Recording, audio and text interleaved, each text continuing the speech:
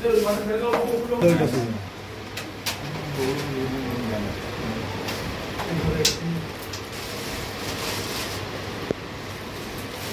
ঘুরে একটু ঘুরে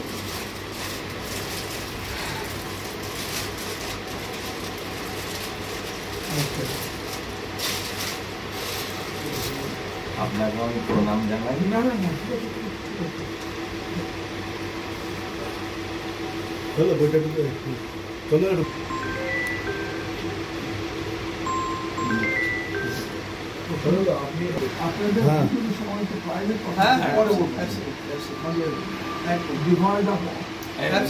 বলেনি কনফার্ম করেনি, আজকে জানিয়ে দেবে, ওরা আজকে জানিয়ে দেবে। দিয়ে গাউনি কাদন চাপা থিয়েটার ওয়ার্কশপে অশোক মুখার্জি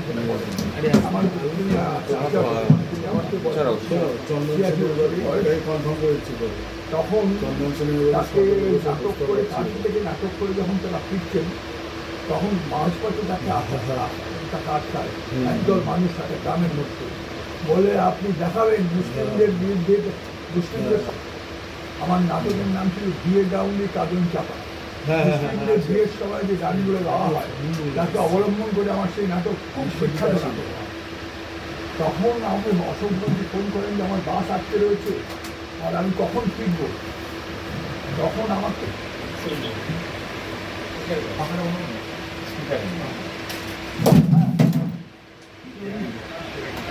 ভালো আছি, আপনার কথা বলছিলাম যে একবার আপনাকে আমি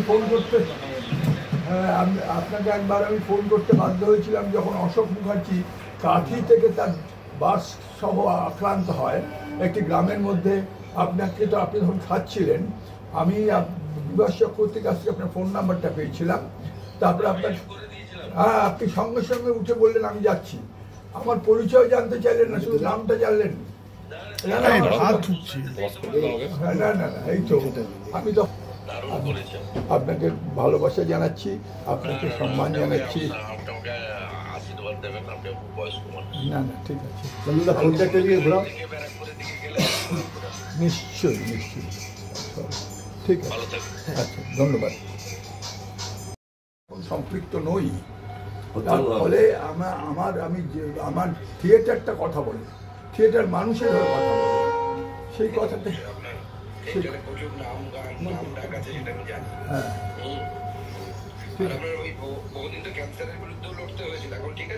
আমি নই, সেটা হচ্ছে ছোট চন্দন সেন। হ্যাঁ ছোট চন্দন সে অভিনয় করে। আমার এখনো পর্যন্ত আপনাদের তেমন কোনো রোগ হয়নি, শুধু বার্ধক্য রোগ। আচ্ছা 80 বছর। মোবাইলটা ঘোরাও, ঠিক আছে মোবাইলটা ঘোরাও। ঠিক আছে ধন্যবাদ। এদিকে ঘোরাবো। এদের মতো হ্যান্ডসাম করি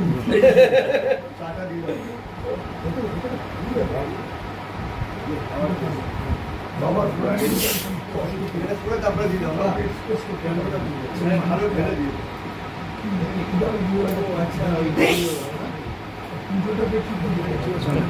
একটা লোকের কিছু বলা ওটাই বেঁচে থাকার। এই 10,000 বই আছে, আমি গল্পের সঙ্গে আমি জানি না কোন কিছু আছে। 10,000 ইফ নট মোর। একটা ফ্ল্যাট নিয়েছি শুধুমাত্র আমার এই বই রাখার জন্য, এবং আমি ওখানে বসে গেছি। আবার ওইখানে আমার নাতনি আবার একটু সরবে।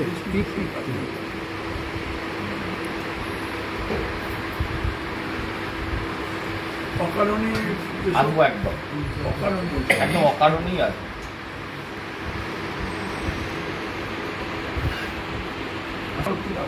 হ্যাঁ একদমই। পুরস্কার ফেরতের আর্জি জানিয়েছেন রাজ্য সরকারের কাছে, কিন্তু এখনো পর্যন্ত কোন রকম তার রিপ্লাই পায়নি রাজ্য সরকার। আদৌ কি এই পুরস্কার ফেরত দেবে ঠিক মনে হচ্ছে? দেখুন, সেটা তো রাজ্য সরকারের ব্যাপার। চন্দনবাবু যেটা পরিচয় দিয়েছেন সেটা হচ্ছে মানে শিরদাঁড়া, একটা শক্তপোক্ত একটা শিরদাঁড়া ওয়ালা মানুষ, তার পরিচয় দিয়েছেন। চন্দনবাবুকে দেখে আগামী প্রজন্ম যারা এখনো অব্দি রাস্তার ধারে দাঁড়িয়ে আন্দোলন দেখছে বা মিছিল দেখছে বা প্রতিবাদ দেখছে, তাদেরও একটা শিক্ষা হবে কোথাও, যে প্রতিবাদে পথে নামতে হয়, প্রতিবাদে কিছু একটা ছাপ রেখে যেতে হয়। চন্দনবাবু 80 বছর বয়সে আগামী প্রজন্মকে অনুপ্রাণিত করলেন। আমরা এখানে কোনো রকম রাজনৈতিকভাবে নয়, শুভেন্দুবাবু সম্পূর্ণভাবে ব্যক্তিগত স্তরে আসতে বলেছিলেন, প্রণাম জানাতে বলেছিলেন। শুভেন্দুবাবু নিজে ফোনে কথা বলেছেন, প্রণাম জানিয়েছেন এবং বলেছেন সময় পেলে এর মধ্যে একবার ব্যারাকপুরে এসে দেখাও করবেন। সকালবেলায় ডক্টর সুকান্ত মজুমদার এই বিষয়ে অবগত হয়েছিলেন এবং উনিও সকালে আমার সাথে ফোনে কথা হওয়ার পর উনিও বলেছিলেন যে আমি একবার ফোনে কথা বলবো ওনার সাথে, এবং চন্দনবাবুকে চা খাওয়ার একটা আমন্ত্রণ জানিয়েছেন। তো সার্বিকভাবে প্রতিবাদী বাঙালির যে সত্তা, যে ভাবমূর্তি, বাঙালি যে প্রতিবাদী জাতি, বরাবর আমরা এটা ছোটবেলা থেকে শুনেছি, দেখেছি, রবীন্দ্রনাথকে নাইট উপাধি ফেরত দিতে দেখেছি। তো এই যে প্রতিবাদী একটা সত্তা, সেই চন্দনবাবু সেটা আবার বুঝিয়ে দিলেন, সেই প্রতিবাদী সত্তাটা বাঙালির হারিয়ে যায়।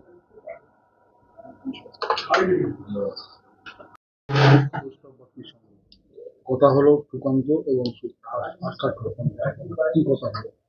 কথা আমি বললাম যে আমি সাম্প্রদায়িকতার বিরুদ্ধে, মানবিকতার শত্রুর বিরুদ্ধে বরাবর আমার কলম গর্জন করে ওঠে।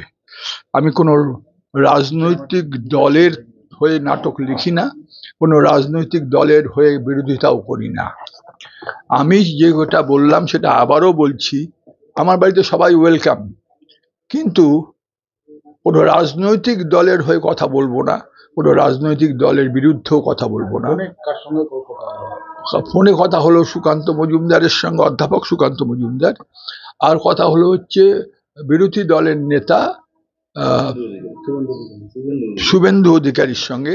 তারা দুজনেই আমাকে শ্রদ্ধা জানালেন। আমি শুভেন্দু অধিকারীর কাছে কৃতজ্ঞ, কারণ একটি নাটকের ক্ষেত্রে কাঁথিতে যখন সেই নাটকটি হয়, যখন ফিরে আসছে সেই দল, আমি নয়, আমার লেখাটি নাটক, তখন এই শুভেন্দু অধিকারীকে ফোন করি, একটু তার ফোন নাম্বারটা পাই। তিনি সঙ্গে সঙ্গে গিয়ে ওই বাসের সেই আরোহীদের তিনি উদ্ধার করেন। তার জন্য আমি তার প্রতি কৃতজ্ঞ।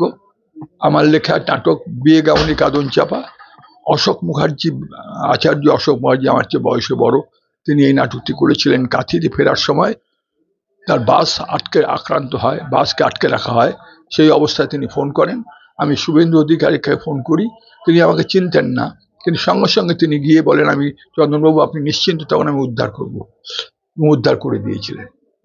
এর আগে তো শ্রমিক ভট্টাচার্য এসেছিল আপনার সঙ্গে। শ্রমিক ভট্টাচার্য আমার সব নাটক দেখতে আসে, সব নাটক দেখে। শ্রমিক ভট্টাচার্য বাড়িতে এসেছিল? বাড়িতেও তো এসেছিল। বাড়িতে এসেছিল। হ্যাঁ। এই আশাটা কিভাবে দেখছেন? কি আসে? আপনার বাড়িতে সজল ঘোষ এবং গৌতম বাগচি, আশাটা কিভাবে? আমার বাড়িতে শ্রমিক ভট্টাচার্য এসে, আমার বাড়িতে সিপিএম এর লোকেরা আসে, আমার বাড়িতে তৃণমূলের লোকেরা আসে, যেভাবে দেখছি সেভাবেই দেখছি। কালকে আপনি সরকারের দেওয়া দীনবন্ধু পুরস্কার ফেরত দিয়ে দিয়েছেন, হ্যাঁ। এরপরে কি তারা আসবে? এখনো পর্যন্ত তাদের তরফে আমি কিছু পাইনি, এমন তরফ থেকে মেলের কোনো রেসপন্স? কোনো রেসপন্স পাইনি আমি এখনো। তারা কি গ্রহণ করেছে আপনার যেটা সেটা আমি বলবো, আমি তো ফেরত দেওয়ার জন্য আমি তো আমার প্রতিজ্ঞা জানিয়ে দিয়েছি, রেসপন্স পান? এখনো পর্যন্ত রেসপন্স পাইনি।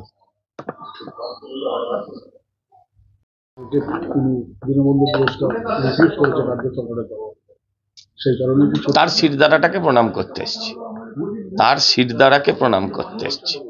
যেভাবে মুখের ওপর ছুঁড়ে দিয়ে এসছেন, হ্যাঁ, তো যেভাবে উনি তার মানে এটা তো একটা এই উপাধি বা এই পুরস্কারগুলো মানুষের সারা জীবনের সম্পদ, সেই সম্পদকে যিনি ওভাবে হেলায় প্রত্যাখ্যান করে দিয়ে এসছেন, তাই তাকে একটা প্রণাম করে গেলাম।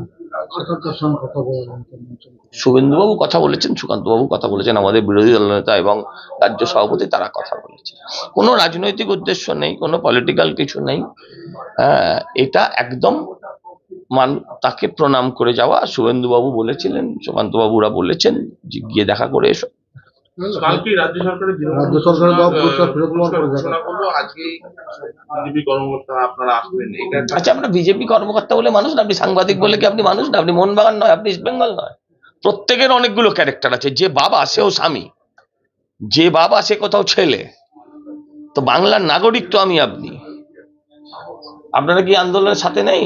কি বললেন শুভেন্দু অধিকারী এবং প্রণাম জানালেন প্রত্যেকে, কিছু বলার কিছু নেই, প্রণাম জানাতে এসছি। বলার কি আছে? উনি কি রাজনীতি করবেন? উনি কি ঝান্ডা নিয়ে বেরোবেন? নাকি ওনার বয়স আছে এখন রাত জাগো করবেন?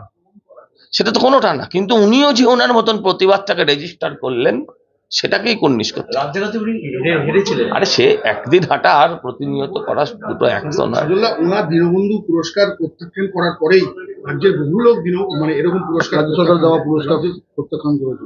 প্রত্যেকেরই কারোর না কারোর পথ তো অনুসরণ করতে হয়, কাউকে না কাউকে পথ দেখাতে হয়, বেড়ালের গলায় কাউকে না কাউকে ঘন্টা বাঁধতে হয়, উনি সেটা বেঁধেছে।